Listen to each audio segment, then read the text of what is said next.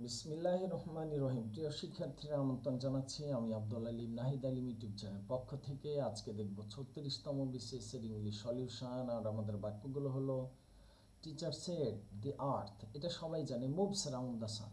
Moves, এটা নিয়ে আসলে তো কিছু বলার নেই। The earth moves round the San.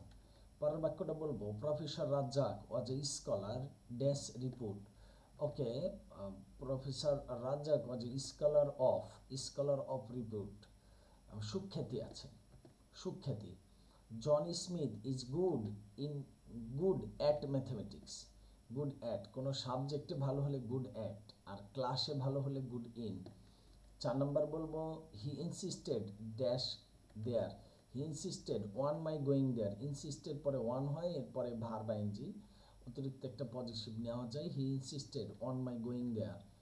The idiom a stitch in time saves nine, এটা হলো timely action. A stitch in time saves nine, এটা রেফার টু টাইমলি অ্যাকশন। পরের বাক্যটা বলবো what could be the right antonym of initiative. Initiative থেকে আমরা পাবো, antonym বলেছে apathy.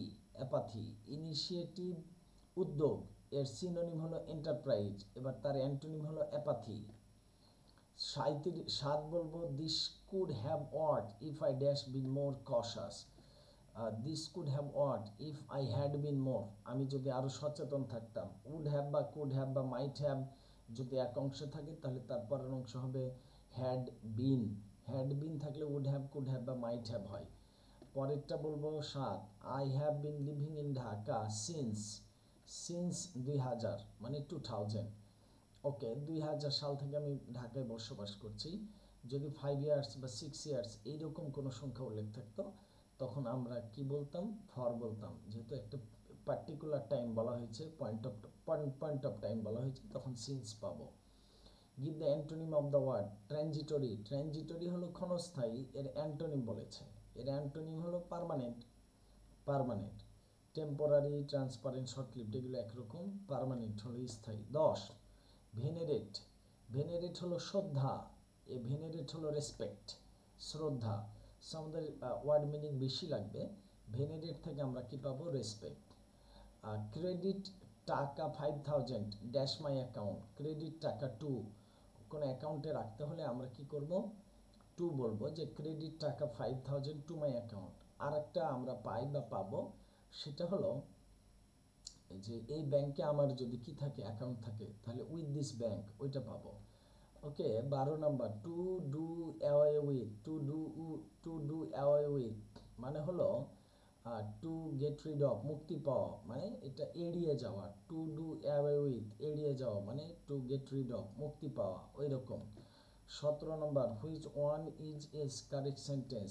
Paper is made from wood. না, ওকে, যদি উপাদান চেনা যায় তাহলে মেড অফ, যদি উপাদান না চেনা যায় তাহলে made from.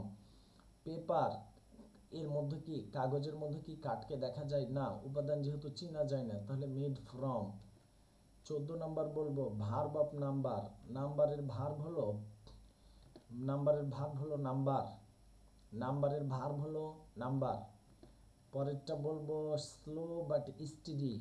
Slow but steady wins the race. Slow and steady বা স্লো বাট স্টিডি, এটা বলবো থার্ড পারসন সিঙ্গুলার। এটাকে আমরা কি বলবো, wins the race. Wins third person singular, ভার্বের সাথে এসবিএস। Man is a political animal.